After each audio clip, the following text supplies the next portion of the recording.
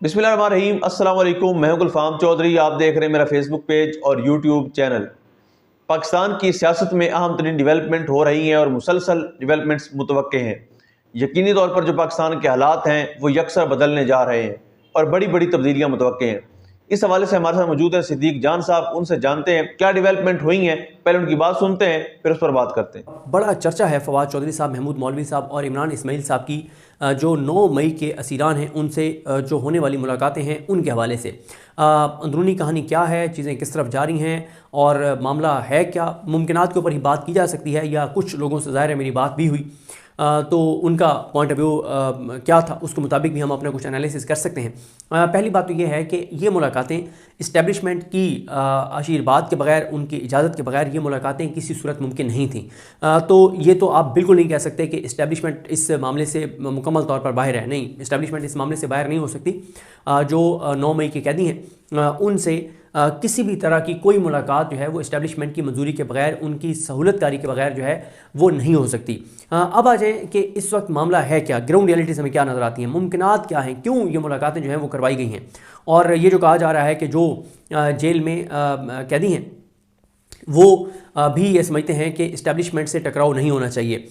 इस वाले पॉइंट पे हम बाद में आते हैं। पहले हम देख लेते हैं कि इस वक्त ग्राउंड रियलिटी क्या है। इस वक्त ग्राउंड रियलिटी ये है कि सुहेल आफरीदी जब से वज़ीर आला KPK बने हैं तो हर आने वाले दिन के साथ टेम्परेचर बढ़ता चला जा रहा है। हर आने वाले दिन के साथ वो ऐसा मोमेंटम बना रहे हैं जो वफाक के लिए और वफाकी इदारों के लिए बहुत ही ज़्यादा परेशान कुन है। वो ऐसा एक ऐसा नैरेटिव वो लेकर आए हैं जिसमें वो मिलिट्री ऑपरेशन के खिलाफ बात कर रहे हैं, माइंस एंड मिनरल्स की बात कर रहे हैं, KPK में अमन की बात कर रहे हैं, KPK के 3000 अरब जो वफाक ने देने उसकी बात कर रहे हैं। वो सख्त बयान दे रहे हैं और उनसे मसला ये है, उनसे 2 मसाइल हैं। पहला उनसे मसला ये है कि उनके पास खोने के लिए कुछ नहीं है और वो इमरान खान के साथ 100% नहीं 101% जो है वो मुखलिस हैं। ये सबसे बड़ी परेशानी की बात है। और दूसरी परेशानी की बात यह है कि पता नहीं चल रहा कि सुहेल आफरीदी किस एक्सट्रीम तक जाएंगे। देखें, जो इस वक्त इत्तलात हैं, जो आप हुकूमती लोगों को देख रहे हैं कि वो जितने हवास बाख्ता नज़र आते हैं, सुहेल आफरीदी से बहुत परेशान नज़र आते हैं। वो तो कह रहे हैं कि सुहेल आफरीदी तो बंदूक उठाने की बात कर रहा है और सुहेल आफरीदी तो वफाक पे हमला आवर होने की बात कर रहा है। हमने ऐसी कोई बात सुहेल आफरीदी की नहीं सुनी। हाँ, एक बात जिसकी हम यानी KPK के अंदर जो ग्राउंड के ऊपर सूरत हाल है, इस वक्त मैं KPK के अंदर हूँ, तो जो KPK की ग्राउंड रियलिटी है वो ये ज़रूर है कि KPK के लोग, ये जो KPK के वो लोग जिन्होंने इस्लामाबाद के लिए निकलना है, वो ये समझते हैं कि सुहेल आफरीदी किसी सूरत भी कारकुनान को अकेला छोड़ के भागेगा नहीं। वो गोली खा लेगा लेकिन वो हमारा साथ नहीं छोड़ेगा, वो कंप्रोमाइज़ नहीं करेगा, वो डील नहीं करेगा। और ये भी वो समझते हैं और उनके करीबी लोग भी ये समझते हैं, तंजीमी लोग भी ये समझते हैं कि इस बार प्लान A नहीं होगा, सिर्फ प्लान A भी होगा, प्लान B भी होगा, प्लान C भी होगा।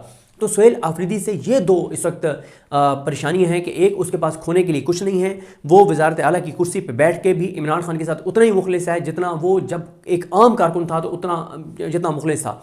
और वो एक और जो उनसे परेशानी है वो ये है कि वो सूबे के अंदर गवर्नेंस के ऊपर भी बहुत ज़्यादा फोकस किए हुए हैं। वो अपनी एक ऐसी टीम ला रहे हैं जिस टीम के नाम सुनते ही आपको, यानी ब्यूरोक्रेटिक टीम की मैं बात कर रहा हूँ, उससे अंदाज़ा होता है कि वो उनका पूरा फोकस होगा गवर्नेंस के ऊपर, उनका करप्शन के ख़िलाफ़ उनका एक सोच और अप्रोच है। वो जो टीम ला रहे हैं उससे उनका ये अंदाज़ा होता है। हम आगे चल के व्लॉग्स में बात करेंगे कि वो टीम में किस किस को ला रहे हैं, किस किस को ले आए हैं और क्या चीज़ होने जा रही हैं। और वो जो चीज़ें करने जा रहे हैं वो आपको नज़र भी आएंगी, ऐसा नहीं है कि किसी को नज़र नहीं आएंगी।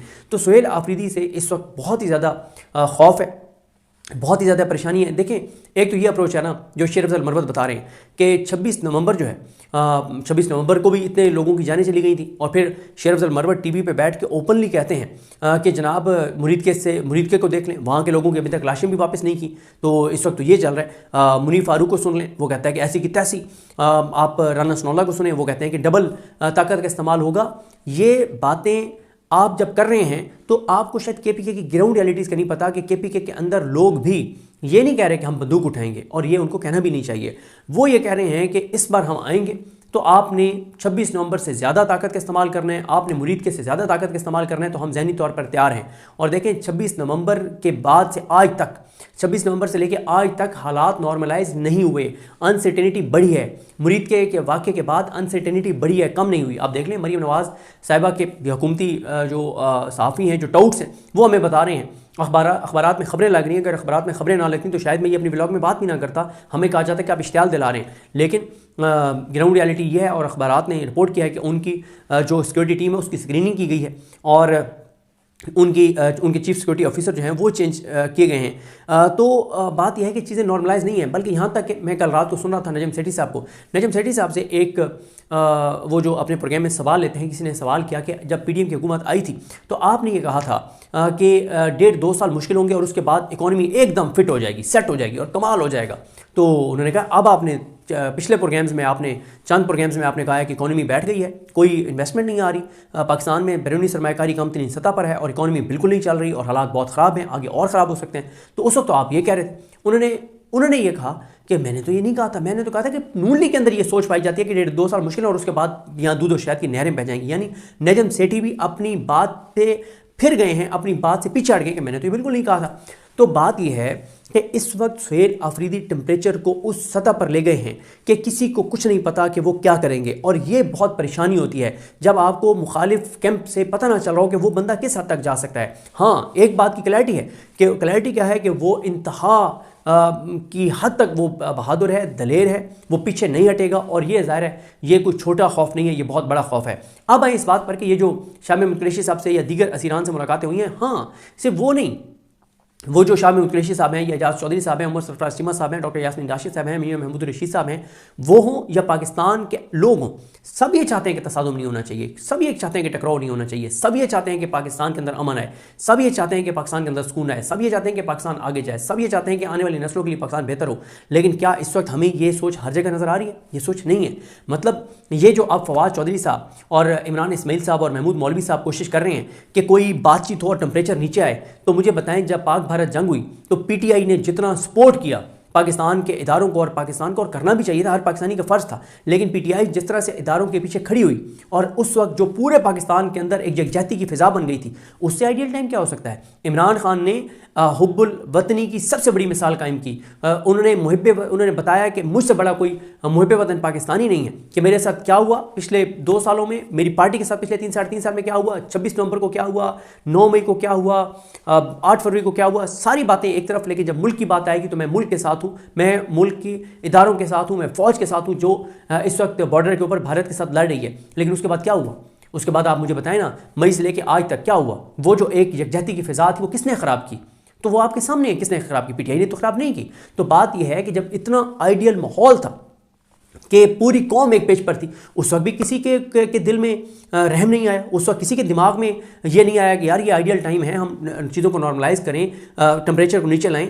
अब एक ऐसे टाइम पे टेम्परेचर नीचे लाने की बात की जा रही है जब सुहेल आफरीदी टेम्परेचर बढ़ाते चले जा रहे हैं और उसकी हीट जो है वो हर जगह महसूस हो रही है। वो इस्लामाबाद में भी महसूस हो रही है, आप बयानात सुन रहे हैं, ये लाहौर की मुलाकातें उसी हीट का नतीजा हैं। देखें, इसका अब तक जो तहरीक इंसाफ के आप लोगों से बात करें, उनके 99% लोग ये समझते। जी बिल्कुल, जिस तरह से आपने सिद्दीक जान साहब को सुना कि आइंदा आने वाला जो हफ्ता है, ये चंद दिन है, ये पाकिस्तान की सियासत में कितने अहम है और इसमें जो पाकिस्तान की सियासत है उसमें कितनी बड़ी तब्दीलियाँ मुतवक्के हैं।